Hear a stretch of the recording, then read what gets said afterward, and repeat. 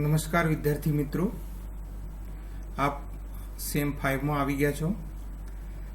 Same 5 ની અંદર આપણે જે ચેપ્ટર લેવાનું છે એની જો વાત કરીએ તો એની અંદર જે આપણું 504 છે સિલેબસમાં એ પેપરમાંથી આપણે લેવાનું છે, જેનું નામ છે ન્યુક્લિયર મેગ્નેટિક રેઝોનન્સ। તો ન્યુક્લિયર મેગ્નેટિક રેઝોનન્સ જોતા પહેલા થોડી આપણે સિલેબસની વાત કરીએ તો સિલેબસની અંદર આપણે જોઈએ છે કે આપણા 4 જે છે કોર પેપર છે, કોર કમ્પલસરી, અને પાંચમું જે પેપર છે આપણું એ પાંચમું પેપર જે છે એ સબ્જેક્ટિવ ઇલેક્ટિવ છે।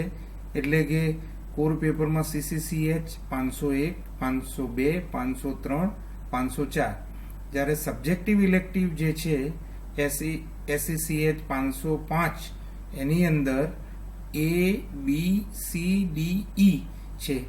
તો આ જે પેપરો છે એની અંદર જે CCCH 501 નંબરનું જે પેપર છે એ કોર કમ્પલસરી ઇનઓર્ગેનિક કેમિસ્ટ્રી છે, કે જેની અંદરના યુનિટ જે છે એ ઇનઓર્ગેનિક કેમિસ્ટ્રીના છે। બીજું જે પેપર આપણું છે એ CCCH 502 છે।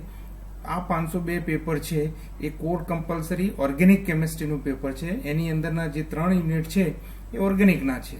એના બાદ જે ત્રીજું પેપર છે 503 એ આપણું ફિઝિકલ કેમિસ્ટ્રીનું પેપર છે અને એની અંદર ફિઝિકલના યુનિટ છે। ચોથું જે પેપર છે આપણું એ 504 છે। આ 504 ની અંદર આપણું જે છે એ એનાલિટિકલ કેમિસ્ટ્રીનું પેપર છે અને સ્ટ્રક્ચર એન્ડ એનાલિટિકલ કેમિસ્ટ્રી છે। તો આ જે 4 પેપર છે એ આપણા 70 માર્કના 4 પેપર છે, જે મેઇન પેપર છે, એટલે એને કોર કમ્પલસરી તરીકે આપણે ઓળખીએ છીએ। ત્યારબાદ તમારું એટલે એ 4 70 ના છે। જ્યારે તમારું જે પાંચમું પેપર છે એ પાંચમું પેપરમાં SECH 505A એટલે કે સબ્જેક્ટિવ ઇલેક્ટિવ છે, તમે જે ચોઇસ કરો એ છે।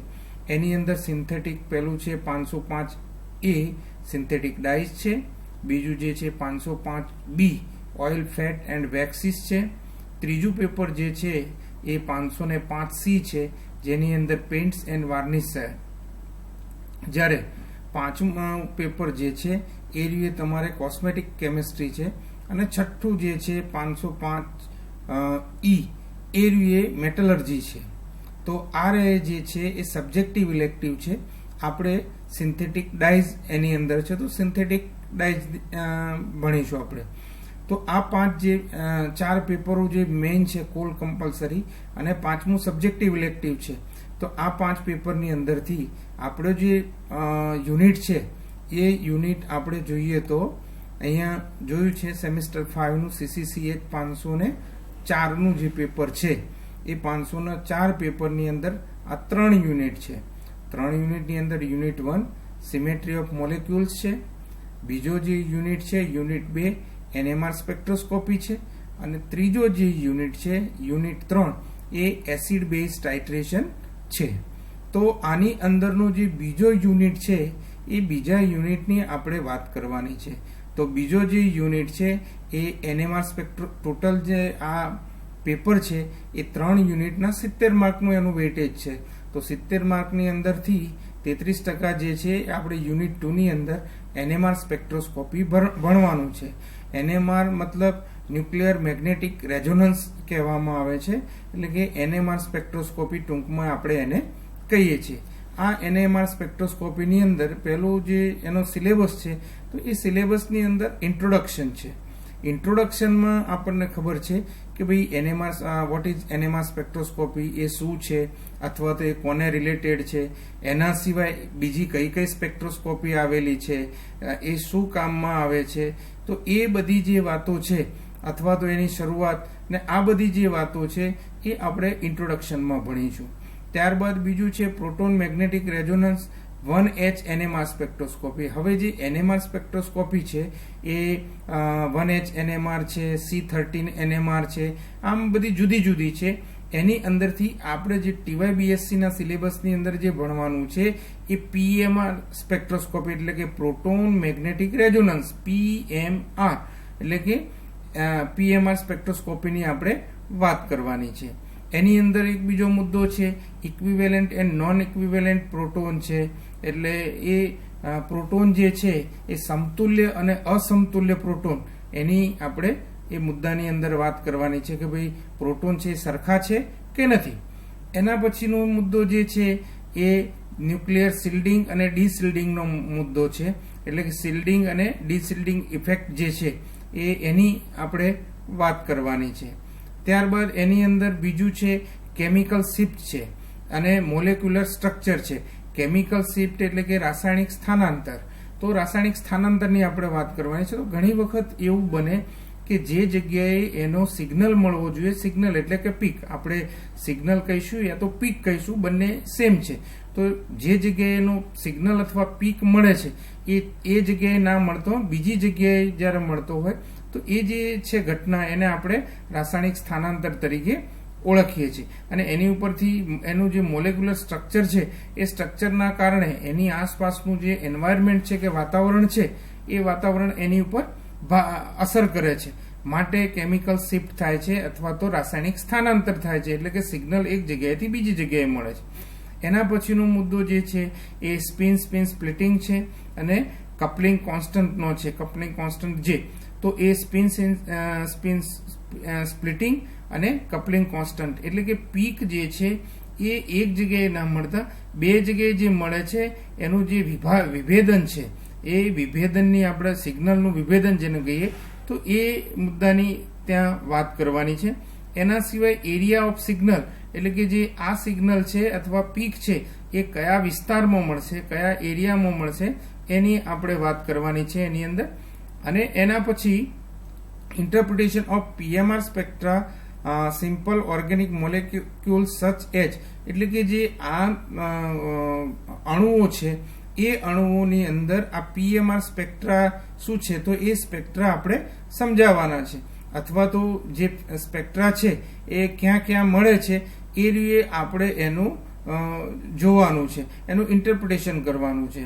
તો એ ઇન્ટરપ્રિટેશન માટેના જે મોલેક્યુલ છે એની અંદર પહેલો છે ઇથાઇલ બ્રોમાઇડ છે, બીજો જે છે ઇથેનોલ છે, ત્રીજો છે એસિટાલ્ડિહાઇડ છે, ચોથો જે છે 1,1,2 ટ્રાયબ્રોમો ઇથેન છે, પાંચમો એની અંદર જે છે એ ઇથાઇલ એસિટેટ છે, છઠ્ઠો મુદ્દો જે છે એ ટોલ્યુઇન છે, સાતમો મુદ્દો જે છે એ એસિટોફિનોન છે, એના પછી આઠમો મુદ્દો જે છે એ આઇસોપ્રોપાઇલ બેન્ઝીન છે, અને નવમો જે છે એ એસિટિક એસિડ મોલેક્યુલ છે, અને દસમો જે છે ફેનિટોલ છે.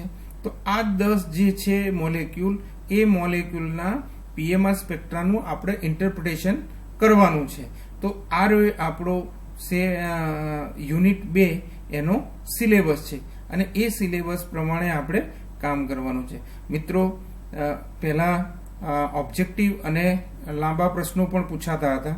હવે કયા પ્રકારના પ્રશ્નો પૂછાય, કદાચ ઓબ્જેક્ટિવ પેપર નીકળે કે શું થાય, તો આપણે જ્યારે પણ હવે આગળ વાત કરીશું તો એની અંદર આપણે લાંબા પ્રશ્નોની સાથે સાથે જે એક માર્કના ઓબ્જેક્ટિવ ટાઈપના પ્રશ્નો છે એની પણ આપણે જાણ રાખતા રહીશું, જેથી કરીને ઓબ્જેક્ટિવ પેપર નીકળે તો એ આપણે ઓનલાઈન ટેસ્ટ હોય કે ઓનલાઈન પરીક્ષા હોય તો એ આપણે આપી શકીએ. તો આ રીતે જે આપણું છે એની આપણે વાત કરવાની આવે. હવે આ રીતે જે આપણે વાત કરીએ છીએ તો એની અંદર જે જુદી જુદી સ્પેક્ટ્રોસ્કોપી છે એ સ્પેક્ટ્રોસ્કોપીની વાત કરવાની આવે.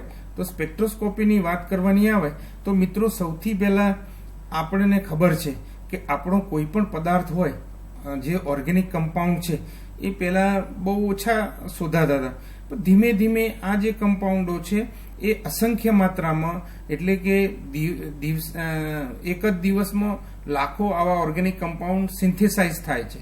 તો પહેલા જ્યારે ઓર્ગેનિક કમ્પાઉન્ડ સિન્થેસાઇઝ થતા હતા તો એનો આપણે એનાલિસિસ કરવો હોય એટલે કે તમને કોઈ અનનોન પદાર્થ આપવામાં આવે તો એ અનનોન પદાર્થનું તમારા ફિઝિકલ સ્ટેટસ ચેક કરવાનું થાય, એનો કલર, ઓર્ડર વગેરે આપણે કરી, સોલ્યુબિલિટી ટેસ્ટ શું છે આ બધા કરી અને આપણે ટેસ્ટ કરતા હતા. પણ જ્યારે 1930માં આ રીતે જે સ્પેક્ટ્રોસ્કોપીની શરૂઆત થઈ ત્યાર પછી આખો એમાં ચેન્જીસ આવી ગયા છે. દાખલા તરીકે આપણું જે બેન્ઝીન હતું તો બેન્ઝીનની જ્યારે શોધ થઈ ત્યારે બેન્ઝીનની શોધમાં લગભગ 10 થી 15 થી 25 વર્ષ સુધીનો સમયગાળો આખો એને એનાલિસિસ કરતા લાગ્યો હતો. અત્યારે કોઈ પણ શોધાય છે તો એ ફટાફટ એનું સ્ટ્રક્ચર ડિફાઇન થઈ જાય છે.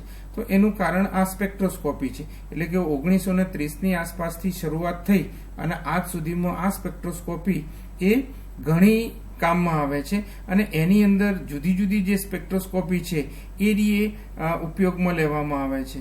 અને આ જે સ્પેક્ટ્રોસ્કોપી છે એની અંદર જુદી જુદી જોઈએ તો આપણે યુવી છે, વિઝિબલ છે, આઈઆર છે, એનએમઆર અથવા તો પીએમઆર કહીએ એ છે, ઈએમઆર છે, એક્સરે છે, મોઝબાર છે, માસ સ્પેક્ટ્રોસ્કોપી છે અને એનએમઆર ની અંદર જોઈએ તો 2D એનએમઆર અને આગળ જતા 3D એનએમઆર. આ બધી જે સ્પેક્ટ્રોસ્કોપી છે એના ઉપયોગ દ્વારા જ્યારે પણ આપણો પદાર્થ શોધાય છે તો એ પદાર્થને ફટાફટ એનું સ્ટ્રક્ચર આપણે ડિફાઇન કરી શકીએ છીએ અને એના કારણે એક સારી રીતે આપણો પદાર્થ જે છે એ તરત જ લાંબો સમય ના લેતા તરત જ એ પદાર્થ કયો છે એની વાત કરી શકાય છે.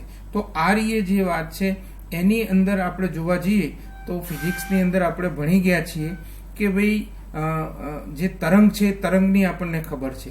તરંગ એટલે કે ભાઈ ગર્ત અને શૃંગનું બનેલું હોય એને આપણે તરંગ તરીકે ઓળખીએ છીએ. અને આ તરંગ જે છે એમાં ગર્તના એક સાઈડથી શરૂ કરી અને બીજી બાજુ એટલે કે શૃંગ સુધીનો જે વિસ્તાર છે અહીંયા જોઈએ તો જે ગર્ત અને શૃંગ એની વાત કરીએ તો આ ગર્ત અને આ શૃંગ તો અહીંથી અહીંયા સુધીનો જે વિસ્તાર છે એ વિસ્તારને આપણે તરંગ લંબાઈ લેમ્બડા તરીકે ઓળખીએ છીએ.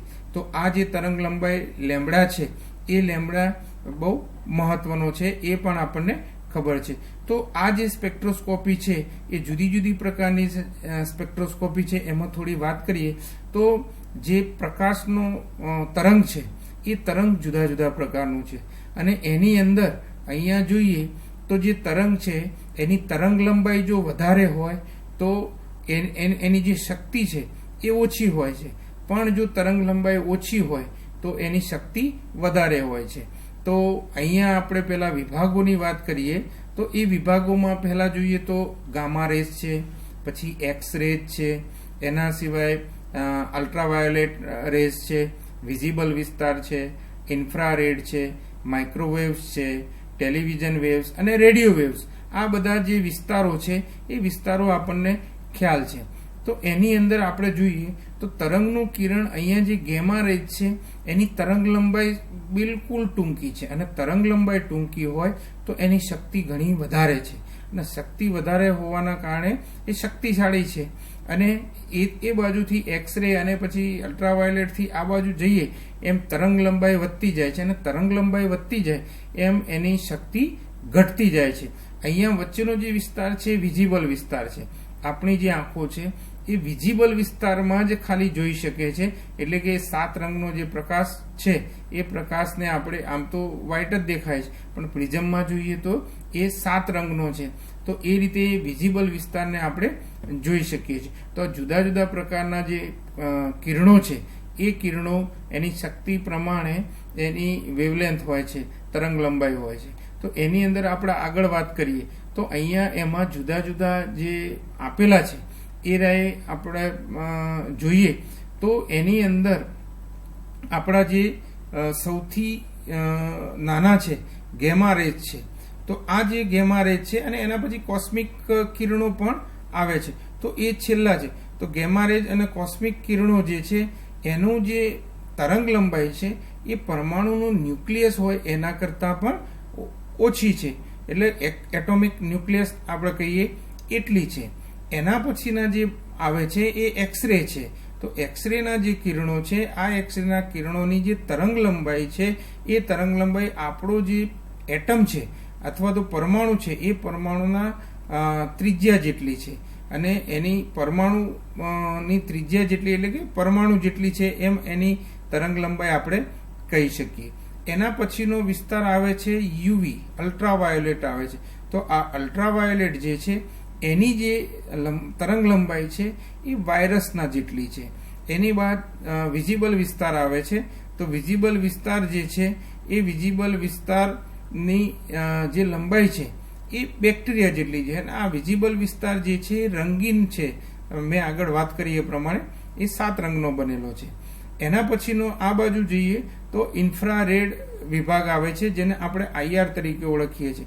અને આ IR જે છે એ આપણે ધૂળના જે રજકણો હોય, ડસ્ટ, એ ડસ્ટના જે રજકણો છે એની જે લંબાઈ છે એટલી લંબાઈના એના તરંગો છે. બરોબર. એથી આગળ આપણે જઈએ તો જે માઇક્રોવેવ છે, એ માઇક્રોવેવ જે છે એ રહે એના કરતાં થોડા મોટા. એટલે કે આપણા જે વ્યક્તિનો જે નખ હોય એ નખની લંબાઈ જેટલી લંબાઈના એ આવેલા છે. એના પછી જે રેડિયો અને રડાર તરંગો છે, તો એ રેડિયો અને રડાર તરંગો છે બહુ મોટા છે.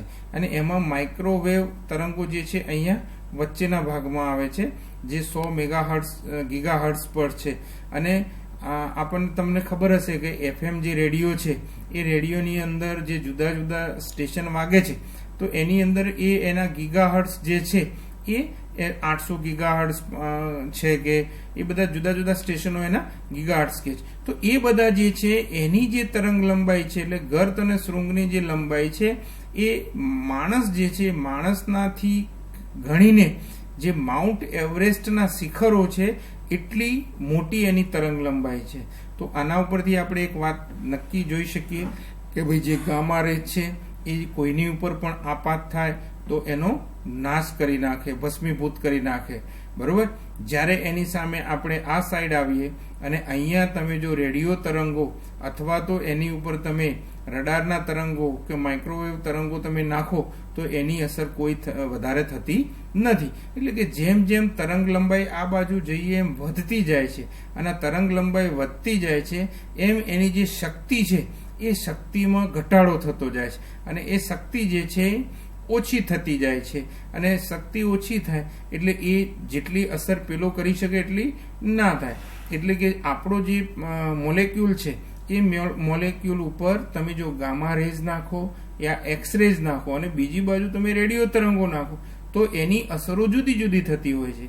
ગામા રેઝ અને એક્સરેઝ છે, ગામા રેઝ છે એ આખા જે મોલેક્યુલ છે એનો બ્રેક કરી નાખે, એના બોન્ડ છે એ બધા બ્રેકિંગ કરી નાખે એક્સરે સુધીના. જ્યારે અહીંયા આ બાજુ ના આવે તો એના જે બોન્ડ છે ત્યાં તો જઈ પણ ના શકે. એ પ્રકારના એની શક્તિવાળા હોય છે. તો આ રીતે આપણે વાત કરી શકીએ. તો અહીંયા જે છે એ તરંગ લંબાઈ સાથેનો એનો જે નાતો છે એની વાત કરી, અને તરંગ લંબાઈ કોની કેટલી હોય એ બધાની આપણે શોર્ટમાં વાત કરી. ત્યારબાદ આગળ એને ફરી જોઈએ તો આ ઇલેક્ટ્રોમેગ્નેટિક સ્પેક્ટ્રમ જોવા જઈએ તો અહીંયા જુદા જુદા ફ્રીક્વન્સીના આપેલા છે આપણને. અહીંયા ગામા રેઝને આગળ જે આવે છે એ આપણે અહીંયા લીધા નથી કોસ્મિક તરંગોને, કારણ કે એમની તરંગ લંબાઈ ઓછી છે ને એ આપણે આવતા નથી. તો અહીંયા એક્સરે છે, અલ્ટ્રાવાયોલેટ છે, એના પછી આ વિસ્તાર જે છે વિઝિબલ વિસ્તાર છે, અને એ વિઝિબલ વિસ્તાર પછી ઇન્ફ્રારેડ આવે છે, માઇક્રોવેવ આવે છે, રેડિયો. અને આ જે રેડિયો અને છે એની બાજુમાં જે છે એ ન્યુક્લિયર મેગ્નેટિક રેઝોનન્સ વાળો જે વિસ્તાર છે એ વિસ્તાર આપણો આ રહ્યો છે. આમ જોવા જઈએ તો અહીંયા જુઓ તમે લખ્યું છે કે ભાઈ જે ફ્રીક્વન્સી છે એ ફ્રીક્વન્સી આ બાજુ તરફ જઈએ ત્યારે એ હાઈ થાય છે, અને આમ જતા જઈએ અને ફ્રીક્વન્સી ઓછી થતી જાય છે. અને આ બાજુ જઈએ એમ એની જે ફ્રીક્વન્સી જે એનર્જી છે એ એનર્જી આમ જઈએ એમ વધતી જાય છે, એટલે મતલબ હાઈ થતી જાય છે. તો જેમ એનર્જી હાઈ થતી હોય તો ફ્રીક્વન્સી લો થાય છે. તો અહીંયાના એના જે જુદા જુદા વિસ્તારો છે એ વિસ્તારો આપણને નેનોમીટરની અંદર આપેલા છે, મીટરની અંદર આપેલા છે, એની વેવલેન્થ આપણને આપેલી છે. તો અહીંયા જે તરંગ લંબાઈ લેમ્બડા કીધી છે, અહીંયા જે આપણે એનર્જી કીધી, તો એ એનર્જીની સામે જોવા જઈએ તો તરંગ લંબાઈ આ બાજુ જતા નાની થતી જાય છે, અને અહીંયા શોર્ટ થાય છે તો એની જે એનર્જી છે એનર્જી હાઈ થાય છે. જ્યારે આ બાજુ જે લેન્થ એની લેમ્બડા તરંગ લંબાઈ છે એ વધે છે તો એની સામે જે એનર્જી છે એ લો થતી જાય છે. તો આ રીતે આપણને આ બધા જ જે છે એની આપણે વાત જોઈ શકીએ. હવે આના ઉપરથી આપણે એવું કહી શકીએ કે types of energy transition in each region of the electromagnetic spectrum. તો કે ભાઈ આ જે રિજિયન વાળા છે એ લોકો આપણો જે પદાર્થ છે અથવા મોલેક્યુલ છે એની ઉપર શું અસર કરે છે.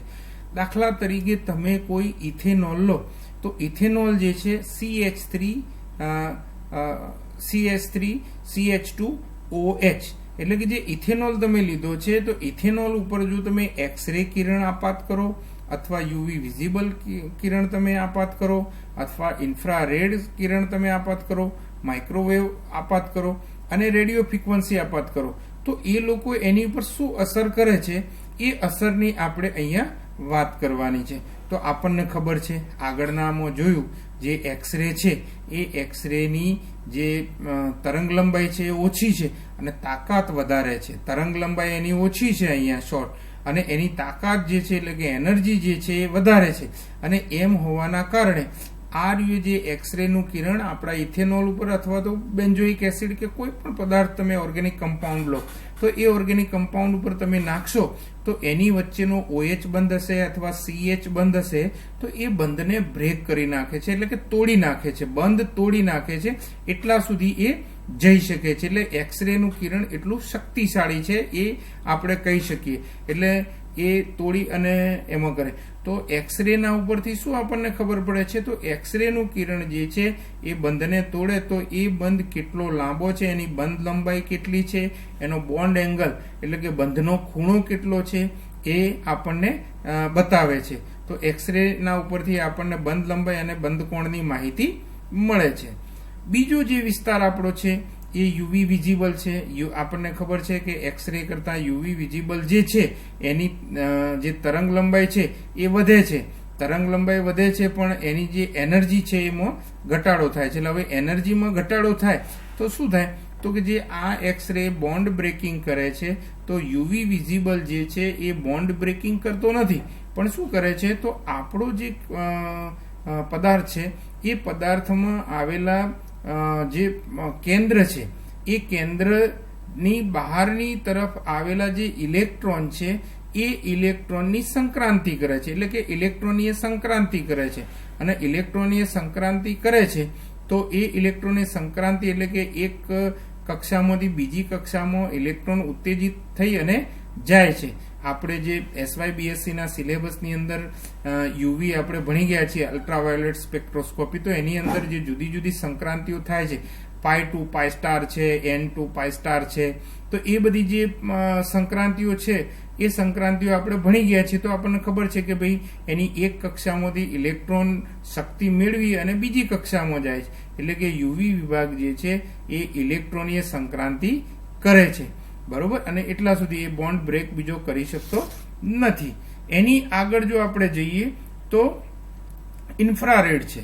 તો ઇન્ફ્રારેડ જે છે IR વિભાગ જેને કહેવામાં આવે છે એ વિઝિબલનાથી બીજી સાઈડ છે. તો હવે એમાં પણ આપણને ફરીવાર જોઈએ તો ખબર પડે કે જે આ ઇન્ફ્રારેડ વિસ્તાર છે એ વિસ્તાર જેમ આ બાજુ જઈએ એમ તરંગ લંબાઈ વધે છે. આપણી અહીંયા નીચે આપેલું છે એમ તો તરંગ લંબાઈ લોંગ થતી જાય છે એટલે એની તરંગ લંબાઈ વધી છે. એની સામે જે એની એનર્જી છે શક્તિ એ લો થતી જાય છે આ બાજુ અને લો થતી હોવાના કારણે એ પેલા જે ઇલેક્ટ્રોનીય સંક્રાંતિ પણ આના જેટલી તાકાત યુવી જેટલી તાકાત પણ એનામાં નથી. એટલે એ શું કરશે તો એ જે છે એ આપણા જે બંધ છે એ બંધની અંદર વાઇબ્રેશન કરશે. એટલે કે અણુના જે પરમાણુઓ છે એ પરમાણુઓને વાઇબ્રેટ કરે છે. એટલે કે CH બંધ હોય અથવા તો CO બંધ છે એ બંધની વચ્ચે સ્ટ્રેચિંગ અને બેન્ડિંગ આંદોલનો થાય છે અને એ આંદોલનો અનુભવે છે. પણ બંધ જે છે એને એ બ્રેક જેમ એક્સરે બ્રેક કરી શકે છે એમ આપણા IR વિસ્તારના કિરણો એને બ્રેક કરી શકતા નથી. એટલે કે ખાલી એની અંદર આંદોલનીય સંક્રાંતિઓ થાય છે અને એટલે મતલબ કે વાઇબ્રેટ થાય છે. આપણે કોઈ સ્પ્રિંગ હોય એને ખેંચાણ અનુભવે અને પછી સ્થિતિસ્થાપકતા હોવાના કારણે પોતાની મૂળ સ્થિતિમાં આવે. ખેંચીએ એટલે ખેંચાણ અનુભવે અને પોતાની મૂળ સ્થિતિમાં આવે. તો એ પ્રકારનું જે છે એની અંદર થતું હોય છે. તો ઇન્ફ્રારેડના કિરણો જે છે એ કિરણો આપણા મોલેક્યુલની અંદર જે બંધ છે એ બંધને આંદોલનો આપે છે. એટલે કે આંદોલનીય સંક્રાંતિ એની અંદર કરે છે. એના પછીની આગળની વાત કરીએ તો માઇક્રોવેવ છે. તો માઇક્રોવેવ જે છે એની અંદર રોટેશનલ જે છે, આપણને ખબર છે આપણા ઘરોમાં જે માઇક્રોવેવ ઓવન સાથેનું છે, તો એની અંદર ગરમીની સાથે જે વેવ્સ આવે છે, તો એના કારણે જે એની તાકાતથી થોડા જે પદાર્થ છે એ ઝડપી એમાં ચડી જતો હોય છે. તો એ જે છે એ રોટેશનલ એમાં અનુભવે છે અને એ રોટેશનલ સંક્રાંતિ કરે છે. એના પછીનું છે રેડિયો ફ્રીક્વન્સી. આપણું જે NMR છે એ આ રેડિયો ફ્રીક્વન્સીમાં આવે છે. આમ જો જોવા જઈએ તો આપણો જે NMR છે એ NMR રેડિયો ફ્રીક્વન્સીમાં છેલ્લે છે અને છેલ્લે હોવાના કારણે એની શક્તિ બિલકુલ ઓછી છે, જ્યારે એની વેવલેન્થ છે એ બહુ વધારે છે. તો એ શું કરી શકે, તો એ જે છે એ આપણો NMR એ પદાર્થની અંદર મોલેક્યુલની અંદર સુધી જઈ શકતો નથી, અથવા તો જાય તો એ કોઈ પણ અસર કરી શકતો નથી. તો એ જે છે એ ખાલી ન્યુક્લિયર અને ઇલેક્ટ્રોનિક સંક્રાંતિ કરે છે. પણ એની સાથે સાથે જો એને કોઈની હાજરીમાં એને આપાત કરવામાં આવે અથવા તો એની ઉપર નાખવામાં આવે, તો એ જે આપણો NMR છે એ NMR પોતે પ્રક્રિયા અનુભવી શકે છે. તો NMR જ્યારે લેવામાં આવે તો NMR નું કિરણ આપાત કરીએ તો એની સાથે મેગ્નેટિક ફિલ્ડની હાજરીમાં કરતા એ પોતે છેક કેન્દ્ર સુધી પહોંચે છે. હવે આપણને ખબર છે કે કેન્દ્રનું જે ન્યુક્લિયસ છે એ ન્યુક્લિયસની અંદર પ્રોટોન અને ન્યુટ્રોન છે. પ્રોટોન જે છે એ પોઝિટિવ ચાર્જ ધરાવે છે, ન્યુટ્રોન જે છે એ ચાર્જ રહિત છે, જ્યારે બહારની કક્ષામાં જે ઇલેક્ટ્રોન છે એ નેગેટિવ ચાર્જ ધરાવે છે. એટલે આપણો જે યુવી છે એ બહારની કક્ષાના ઇલેક્ટ્રોનને ઉત્તેજિત કરીને એક કક્ષામાંથી બીજી કક્ષામાં મોકલે છે. જ્યારે રેડિયો તરંગો છે એમાં એને જ્યારે તમે મેગ્નેટિક ફિલ્ડની હાજરીમાં મૂકવામાં આવે તો એ છેક કેન્દ્ર સુધી પહોંચે છે અને કેન્દ્રની અંદર રહેલો જે પ્રોટોન છે અથવા કેન્દ્રનું જે ન્યુક્લિયસમાં રહેલા જે રીતે ઇલેક્ટ્રોન પોતે ફરતા હોય છે એ કેન્દ્રની આસપાસ પણ ફરે છે અને પોતાની ધરી ઉપર પણ એ ભ્રમણ કરે છે. તો પોતાની ધરી ઉપર જેમ ભ્રમણ કરે છે એમ ન્યુક્લિયોન જેને કહેવામાં આવે પ્રોટોન અને ઇલેક્ટ્રોન વાળા, તો એ ન્યુક્લિયોન પણ કેન્દ્રમાં પોતાની ધરી ઉપર ભ્રમણ કરતા હોય છે અને એ પ્લસ અને માઇનસ બંને બાજુ ભ્રમણ કરી શકે છે. તો એ જે ભ્રમણ કરતા હોય તો ત્યાં સુધી આ આપણું જે મેગ્નેટિક ફિલ્ડની સાથે NMR નું કિરણ જાય તો એ એને ફ્લિપ કરે છે. એટલે કે બંનેની શક્તિ જો સરખી થાય, જે આપાત કરેલ આપણું જે કિરણ છે એ અને મેગ્નેટિક ફિલ્ડ બંનેની એક સરખી થાય તો એ વખતે જે કેન્દ્રનો ન્યુક્લિયાઈ છે એ ન્યુક્લિયાઈમાં ઉત્તેજિતતા અનુભવે છે. આમ તો ઉત્તેજિતતા અનુભવે એટલે બહાર નીકળે, પણ એવું શક્ય બનતું નથી. પણ એની અંદર જ એ એની પોતાની દિશા બદલે છે. તો એ પ્રકારની જે આપણી સ્પેક્ટ્રોસ્કોપી છે એ સ્પેક્ટ્રોસ્કોપીને આપણે NMR સ્પેક્ટ્રોસ્કોપી તરીકે ઓળખીએ છીએ. અને આ જે NMR સ્પેક્ટ્રોસ્કોપી છે એ આપણે જે મેગ્નેટિક ફિલ્ડ છે એ મેગ્નેટિક ફિલ્ડની સાથે એટલે કે એની હાજરીમાં આપણે કરવું પડે છે અને તો જ એની અસર સારી રીતે થતી હોય છે અને છેક કેન્દ્ર સુધી પહોંચી અને કેન્દ્રમાં રહેલા આપણા જે અંદર રહેલા જે પ્રોટોન છે એ પ્રોટોનને ઉત્તેજિત કરી શકે છે અને ઉત્તેજિત કરી અને એ પોતે એમાં એના ઉપરથી આપણે ધ્યાન રાખી શકીએ છીએ. તો હવે કોઈ પણ જે સ્પેક્ટ્રોસ્કોપી આ બધે આપણે જોઈએ છે, તમે SYBSC માં UV જોઈ, આપણે આગળના જે સત્ર છે સેમ 6 ની અંદર ઇન્ફ્રારેડ પણ જોવાનું છે. તો એની અંદર તમે જ્યારે ફ્રીક્વન્સી આપાત કરો છો તો એ જે પદાર્થની અંદર જાય છે તો એમાં આપણું જે NMR છે એ NMR ની અંદર જુદા જુદા પ્રકારની છે અને એ જુદા જુદા પ્રકારની છે એમાંથી આપણો જે TYBSc નો સિલેબસ છે એની અંદર 1H NMR સ્પેક્ટ્રોસ્કોપી આપણે જોવાની છે. એટલે 1H NMR એટલે જે આપણો કોઈ પણ દાખલા તરીકે હાઇડ્રોજન લઈએ તો હાઇડ્રોજન જે છે એના કેન્દ્રની અંદર એક જ પ્રોટોન છે અને એક પ્રોટોન ઉપર જ્યારે આપણે NMR નું કિરણ અને મેગ્નેટિક ફિલ્ડની હાજરીમાં આપાત કરીએ છીએ તો એ ઉત્તેજિત થાય છે અને એ ઉત્તેજિત થાય છે એટલે કે જેટલા એની અંદર હાઇડ્રોજન હશે, આપણો જે મોલેક્યુલ હોય એની અંદર જેટલા હાઇડ્રોજન હશે એ હાઇડ્રોજનના બધા ન્યુક્લિયસને આ કિરણો જે છે ઉત્તેજિત કરશે અને એના ઉપરથી તમે શોધી શકશો કે ભાઈ એમાં કેવા પ્રકારની રચના આવેલી છે અથવા તો એની આસપાસનું એન્વાયરમેન્ટ વાતાવરણ કેવું છે એ આપણે શોધી શકીએ છીએ. માટે એને 1H NMR સ્પેક્ટ્રોસ્કોપી તરીકે આપણે ઓળખીએ છીએ.